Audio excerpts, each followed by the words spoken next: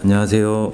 저는 서울고등병원의 업무팀장입니다. 오늘은 저희가 저희 병원 환자분들이 산재에 대해서 많이 여쭤보는 부분을 이제 영상으로 제작을 해서 말씀을 한번 드려보려고 하는데요. 저희 업무팀에서 환자분이 내원을 하셨을 때 주로 이제 어디가 아픈지를 먼저 여쭤볼 거고요. 그리고 환자가 어떤 경위로 내원을 하셨는지에 따라서 보험 유형이 달라지기 때문에 그런 부분도 같이 여쭤보는 이유가 있는데요. 산재는 세 가지로 나눌 수가 있는데요.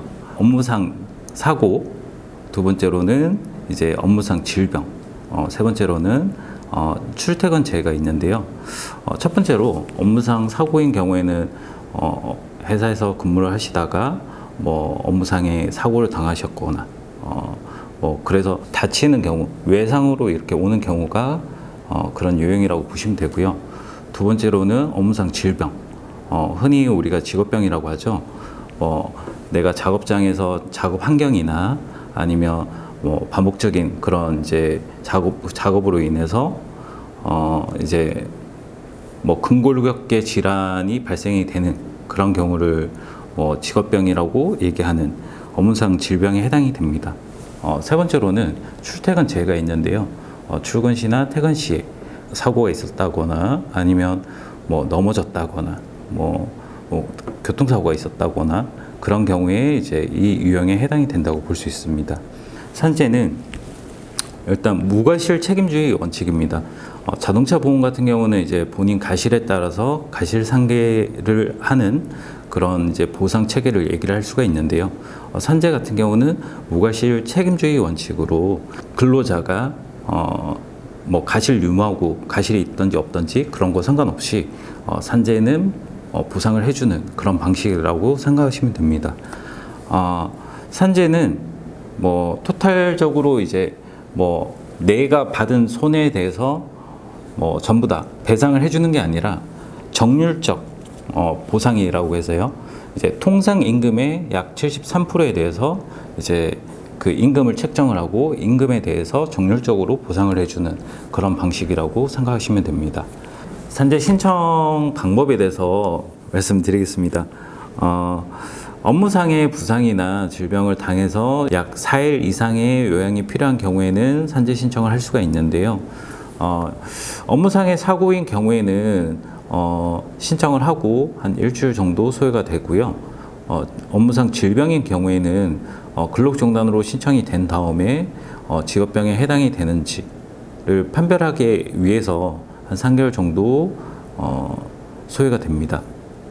산재 신청은 회사의 동의 없이 본인이 신청할 수 있나요? 네, 가능합니다. 서식 개정 전에는 이제 최초형 신청서라고 해서 이제 사업주 날인과 이제 제외자 날인 두 개를 받은 다음에 신청을 하게끔 되어 있었는데요. 그때는 이제 회사에서 날인을 안 해줬으면 날인 거부 사유를 작성을 해서 첨부를 한 다음에 신청을 하게끔 되어 있었는데요. 지금은 서식이 개정이 됐고 개정 후에는 이제 본인 날인만 들어가면 되는 거기 때문에 사실상 제자 본인이 직접 이렇게 신청을 하신다고 보시면 됩니다. 그래서 회사에서는 회사 산재 사업장 관리번호라고 해서 그런 부분만 이제 들어가면 되고요. 만약에 그걸 모르신다 하더라도 저희가 찾아 드릴 수가 있기 때문에 그건 언제든지 문의를 해주시면 됩니다. 산재 보상의 범위에 대해서 말씀드리겠습니다. 산재 보상 범위는 요양비, 휴업급여, 장애급여 크게 세 가지로 나눌 수가 있는데요. 요양비는 우리가 흔히 얘기하는 치료비가 포함이 되어 있고요. 그리고 만약에 허리 압박골절이나 이런 경우에 이제 보조기를 착용하게 되는데 보조기 그리고 간병이 필요한 환자의 경우에는 간병비가 지급이 가능합니다. 그리고 통원 치료를 할 때 병원에서 자택으로 대중교통 비용에 준해서 교통비도 지급은 가능합니다. 휴업급여는 환자가 이제 요양으로 인해서 근무를 못할 때 내 통상 임금의 73%를 일수만큼 계산을 해서 지급을 신청을 할 수 있는 그런 제도를 얘기를 할 수가 있고요. 그리고 마지막으로 장애급여라고 해서 우리가 요양을 위해서 충분히 재활 치료까지 다 마친 다음에 우리가 더 이상 호전이 없고 더 이상 악화가 없는 경우를 우리가 증상 고정 시점이라고 하는데요. 그 시점에 후유증이 남은 경우에 장애급여라고 신청을 하게 됩니다. 업무상 재해나 질병으로 인해서 후유증이 남았을 경우에 장애급여를 인정을 받는다면 약 2년 동안 이제 진찰료, 약 처방, 물리치료를 포함해서 계속적으로 후유 증상에 대해서 관리를 받을 수 있는 제도를 받게 됩니다. 특별히 사고가 있던 것은 아니지만 허리가 아파 병원에 갔더니 허리 디스크라고 합니다. 이런 경우도 산재 신청이 가능한가요? 네, 가능합니다. 허리 디스크의 경우에는 사람이 직립보행을 하다 보니까 자연적으로 퇴행이 오기도 하겠지만 가중한 노무나 무거운 물건을 자주 든다든지 또는 오래 서 있는다든지 이런 행위로 인해서 노무 활동으로 인해서 디스크가 가중되는 경우도 많습니다. 그런 경우에 이제 업무상 질병이나 아니면 외상의 요인이 보인다고 하면 업무상 사고로 산재 신청이 가능합니다.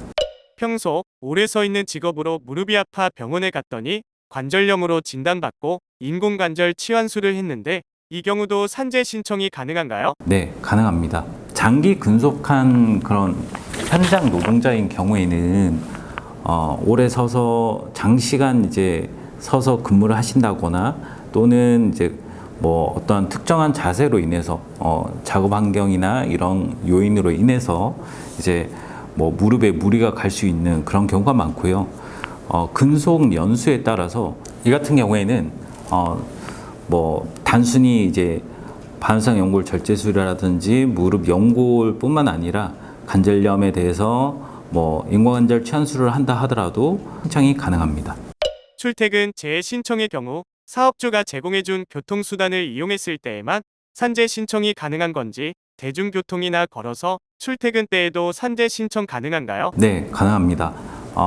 이 같은 경우는 사업주가 제공해준 교통수단뿐만 아니라 출퇴근을 이제 근로자가 도보로 하는 경우도 있을 거고 대중교통을 이용하는 사람도 있고 자가용을 이용하시는 분들도 모두 적용 가능하고요. 자택에서 회사로 이동을 했을 때 크게 경로를 이탈하지 않는다라고 한다면은 신청은 모두 가능합니다. 산재 환자의 특성상 이제 대부분은 이제 집안의 가장이거나 부양가족을 위해서 생계를 이어가는 그런 환자분들이 거의 대부분이고요. 그분들이 하루라도 빨리 이제 직장으로 복귀를 하시고 가정으로 돌아가시고 일상으로 돌아가서 사회 구성원으로서 활동을 할 수 있게끔 그걸 복귀를 시켜주는 게 저희 병원의 역할이라고 생각이 들고요. 그래서 제가 직접 치료를 하는 건 아니지만 행정적으로 제가 할 수 있는 모든 일을 좀 다 하고 덕분에 치료를 잘 받았다라고 칭찬해 주시는 환자분 말에 담당자로서 이제 자부심을 느끼고 더욱더 최선을 다해야 되겠다라는 생각이 듭니다. 저희 서울고등병원은 2024년 산재 의료기관 평가에서 우수 등급을 받은 병원입니다. 앞으로도 저희 병원을 믿고 찾아주시면 양질의 의료 서비스로 보답을 하겠습니다. 감사합니다.